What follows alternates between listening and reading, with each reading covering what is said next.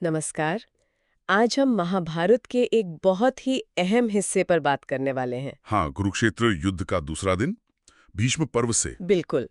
पहले दिन के बाद सुना है पांडव खेमे में थोड़ी मायूसी सी छा गई थी, खासकर राजा युधिष्ठिर में। हाँ, बिल्कुल। पहले दिन भीष्म ने जैसा पराक्रम दिखाया और पांडवों के सेनापति श्वेत मरे गया, उससे युधिष्ठिर काफी चिंता में पड़ गए थे। अच्छा। उन्होंने कृष्ण से अपनी निराशा जाहिर भी की। कहा कि ये भीष्म को हराना तो नामुमकिन सा लग रहा है और अर्जुन भी मतलब उतने जोश में नहीं लड़ रहे शायद। ओ, तो उन्हें डर लग रहा था कि युद्ध लंबा खिंच जाएगा। हाँ, और शायद धर्म की जीत होगी भी या नहीं, वो बहुत निराश थे। लेकिन फिर कृष्ण तो थे ही, उन्होंने कुछ कहा होगा। बिल्कुल। कृष्ण ने उन्हें दिलासा दिया, याद दिलाया कि देखो, धृष्टद्युम्न का जन्म ही द्रोण को मारने के लिए हुआ है। हाँ। और शिखंडी वो भीष्म के पतन का कारण बनेंगे, ये तो पहले से तय है, चिंता मत करो।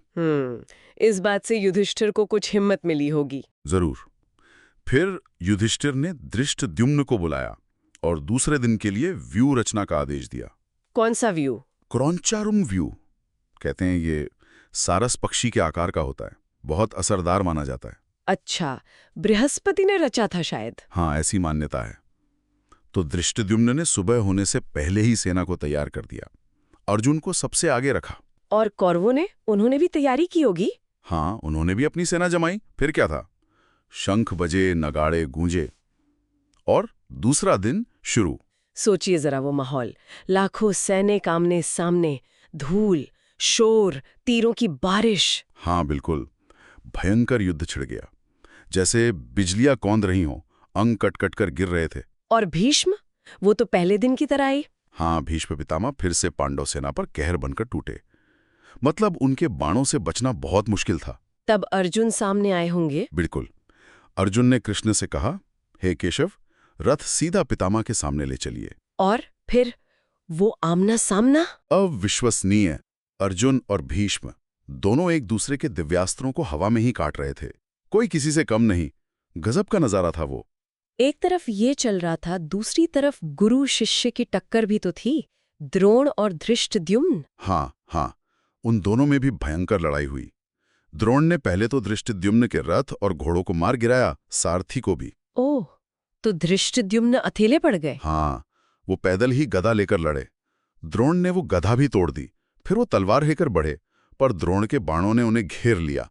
मुश्किल में थे वो। फिर किसने बचाया उन्हें? तभी भीम आ गए। उन्होंने द्रोण पर बाण चलाकर उनका ध्यान भटकाया और फुर्ती से धृष्टद्युम्न को अपने रथ पर खींच लिया। और यहीं से भीम का असली रौद्र रूप शुरू हुआ है ना, जब कलिंग सेना ने उन्हें घेरा। बिल्कुल सही। दुर्योधन के कहने पर कलिंग राजा श्रुतायुष अपनी पूरी सेना लेकर भीम से भिड़ गए। श्रुतायुष और उसका बेटा सक्रादेव दोनों ने भीम पर हमला किया। आर में। हाँ, और फिर भीम रुके नहीं, तलवार और ढाल लेकर अकेले ही कलिंग सेना में घुस गए। हजारों सैनिक थे। अकेले हजारों के बीच?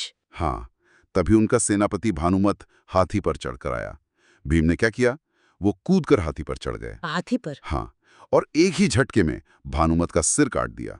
और इतना ही नहीं, उसी तलवार से उस विशाल हाथी का सिर भी धड़ से अलग कर दिया। बाप रे, ये तो अविश्वसनीय है। वहां सब देखते रह गए।